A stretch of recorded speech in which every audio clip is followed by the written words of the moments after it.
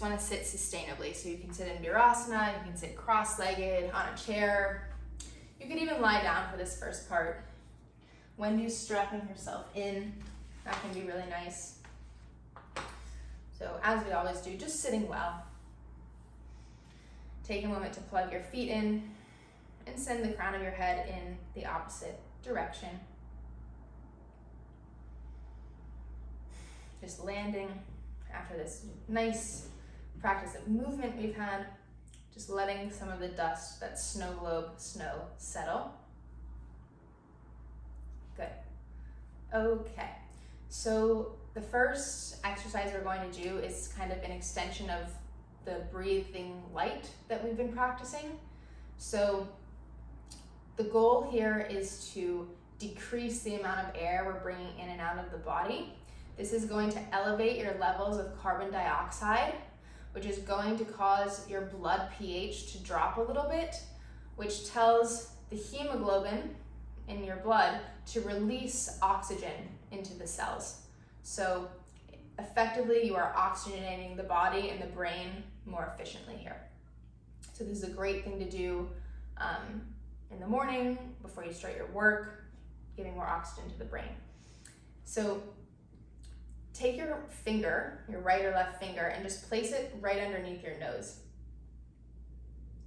And if this is going to get tired for you, you can always take your left hand in your armpit to help support that. And then breathing in and out through the nose, I want you to find a light breath so that you barely feel any air coming onto your fingers. You exhale. You're welcome to close the eyes. So the finger is here just as a barometer. Fit the tongue to the roof of the palate. Plug in your feet. Don't worry about accentuating the diaphragm or belly breathing at all right now. The focus is just on breathing lightly. Now, at some point, you want to breathe lightly enough so that you're generating a little bit of air hunger, where it feels like you need to take more of a breath. Not too much to where you feel like you're suffocating yourself, but to the point where you feel like you are under breathing just slightly.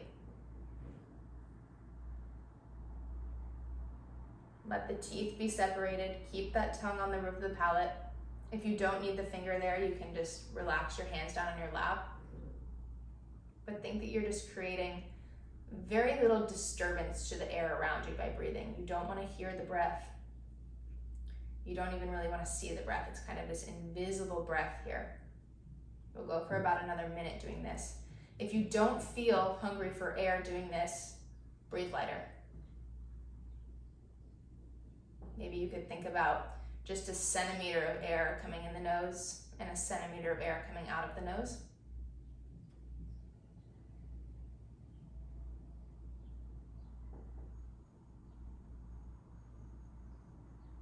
Pay attention to the saliva in your mouth. Notice if there's more saliva.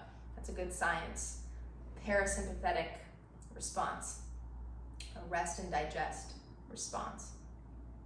Another 30 seconds here. Breathing lightly to feel that air hunger. If it becomes too much, pause, find a regular breath. We're really flirting with our CO2 tolerance right now. So maybe just that 1 centimeter in and out.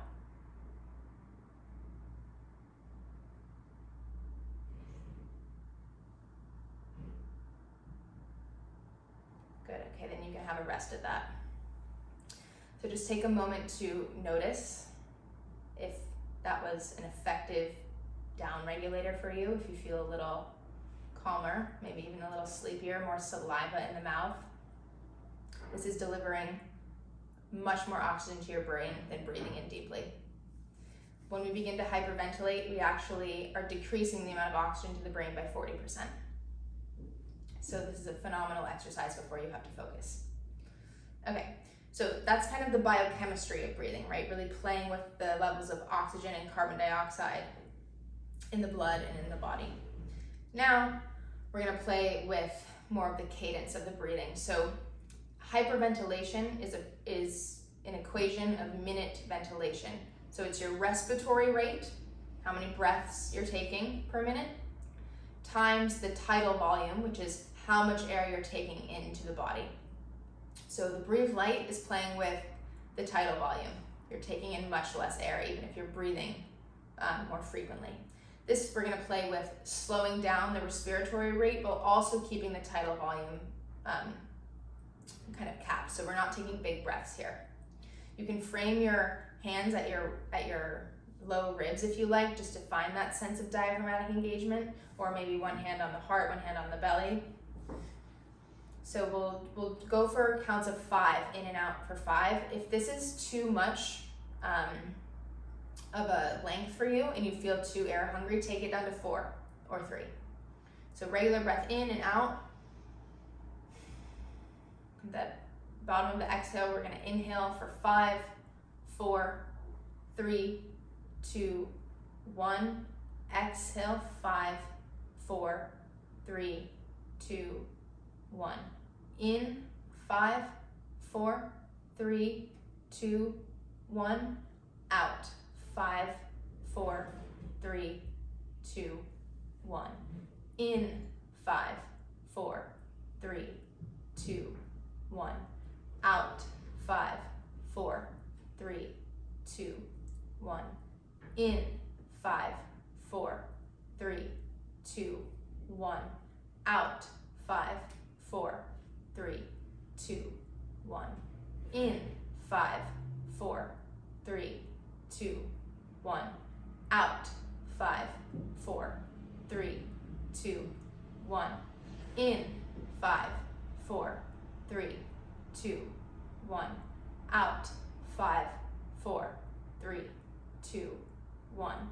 In, 5, 4, 3, 2, 1. Out, 5, 4, 3, 2, 1. In, 5, 4, 3, 2, 1.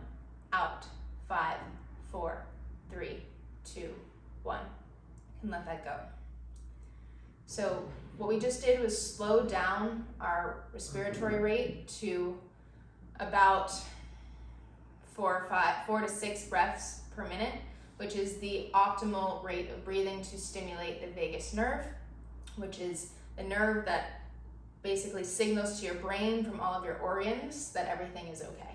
So good vagal tone is a matter of being able to down-regulate. And how do you down-regulate easily? You slow down your breath.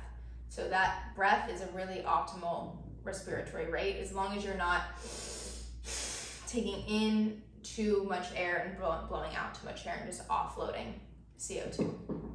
Okay, so those are some really great exercises to kind of come down a little bit. I want to show you one that'll kind of give you a little bit more of a chance to put you in the zone. So after you down regulate, so say you have like a speech you're giving or a presentation at work. You want to down regulate the body for 15, 30 minutes, however much time you have before. But then right before you present, you don't want to be tired, right? So you want to be able to upregulate just slightly. So we'll do that same thing by flirting with our CO2 tolerance, but adding a little bit of movement. So we'll stay seated for this, but this is something you could do walking or other kind of stretching movements. But so we'll take a regular breath in through the nose, regular breath out through the nose, then pinch your nose and hold, and start to just lift your head, bobbing it up and down until you feel your first definite desire to breathe. So when you start to feel hungry for air, it's become too much, you pause and you'll inhale gently. So try not to gasp for air. We should hear no gasping at the end of this, nice and light. And then out, nice and light. So just finding that light breath again. You can unplug your nose as you breathe in and out at the bottom. Yeah, good. The plugging of the nose is just so that you don't let any oxygen in as you're moving the head. Good, so then we breathe normally about 15 to 30 seconds here just to recover. This is also great for declogging the sinuses. All right, regular breath in through your nose, and out through your nose, and then pinch your nose and hold, bobbing the head up and down. And not pressing too hard on the nose, trying more to get your fingers like to plug your airway instead of pinching hard. And then once you feel that medium amount of air hunger is there, you'll pause, taking a gentle breath in and gentle breath out. You can always place your hands on your body to find that if you're uncertain. Keep your jaw soft, lips together, teeth apart, tongue on the roof of the palate. Good. All right. Regular breath in through the nose, regular breath out through the nose, and then pinch your nose and hold, bobbing the head up and down.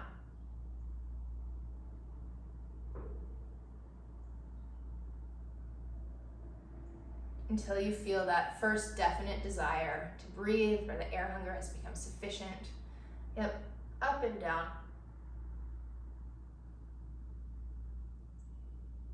And then once you've found that amount of air hunger and you're ready to let go, breathe in gently and out gently. So it'll be a personal measure for everybody. Some people will have a much higher CO2 tolerance, some people will have a much lower. So don't ever feel like you're going past this point where your diaphragm is really spasming or you really need to swallow. It's just that the air hunger has become sufficient enough to where you feel like, oh, I need to take a breath now. Okay, we'll do one more of those, but just a couple more breaths in and out here. This is really opening up the airways, opening up the blood vessels, and just giving your body a gentle bit of a stress response to really start to wake up. So in through the nose, out through the nose, pinch your nose and hold, bob up and down.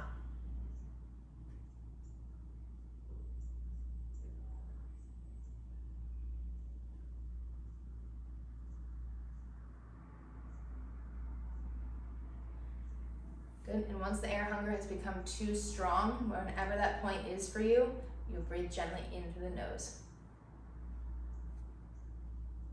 Yep, good.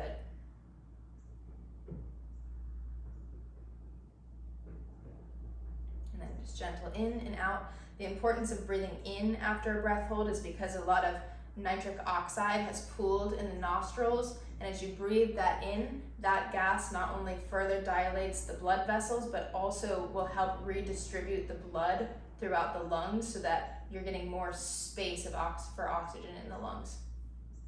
Good. Good, good, good.